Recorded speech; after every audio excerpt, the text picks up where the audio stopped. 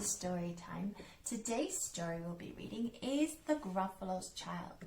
This is the second story of the story that we read, The Gruffalo. Now this also has a movie and a soundtrack to go with it. You can look for that. It's a really cute story about a mischievous little child that goes on a little adventure. The Gruffalo said that no Gruffalo should ever set foot in the deep, dark woods. Why not? Why not? Because if you do, the big bad mouse will be after you. I met him once, said the Gruffalo. I met him a long, long time ago. What does he look like? Tell us, Dad. Is he terribly big and terribly bad? I can't quite remember, the Gruffalo said. But then he thought for a moment and scratched his head. The big bad mouse is terribly strong, and his scaly tail is terribly long. His eyes are like pools of terrible fire, and his terrible whiskers are tougher than wire. One snowy night, when the Gruffalo snored, the Gruffalo's child was feeling bold. The Gruffalo's child was feeling brave, so she tiptoed out of the Gruffalo's cave. The snow fell fast and the wind blew wild into the woods when the Gruffalo's child.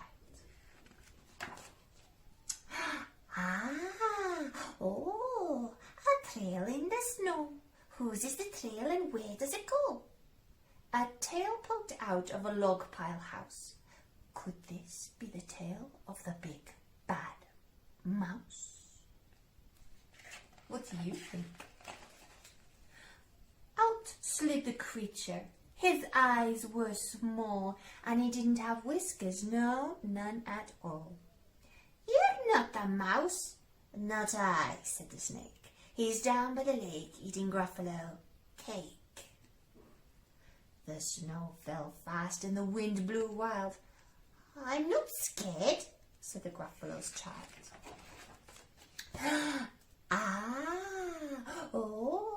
Marks in the snow. Whose are these claw marks and where do they go? Two eyes peeked out of a treetop house. Could these be the eyes of the big bad mouse? Down flew the creature. His tail was short, and he didn't have whiskers of any sort. You're not the mouse. Not I, but he's somewhere nearby eating Gruffalo pie. The snow fell fast and the wind blew wild. I'm not scared, said the Gruffalo's child.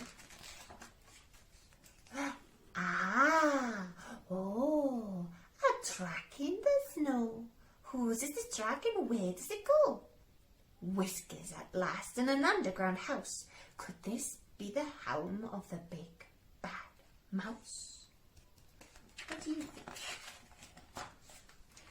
Out slunk the creature. His eyes weren't fiery, his tail wasn't scaly, and his whiskers weren't wiry.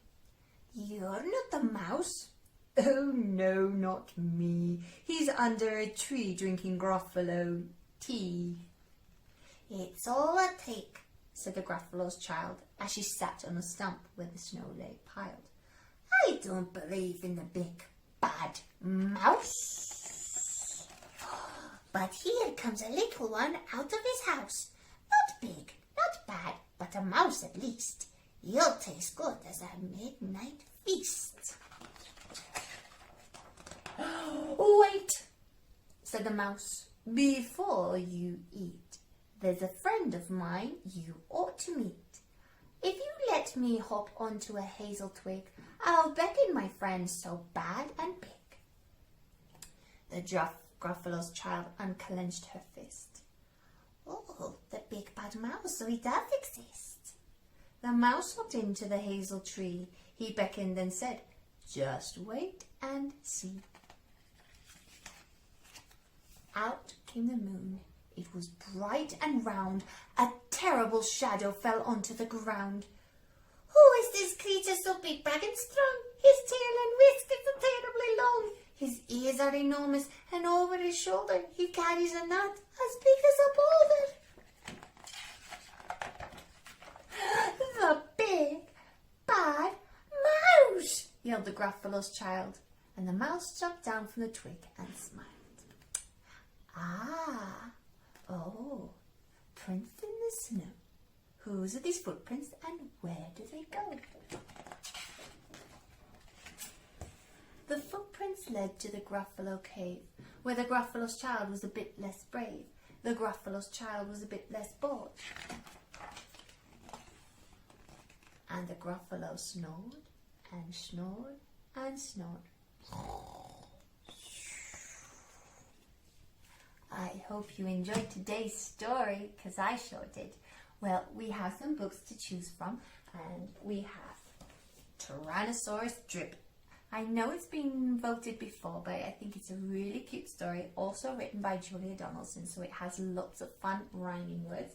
And we have The Ugly Duckling, a traditional tale about a little duck that doesn't quite fit in.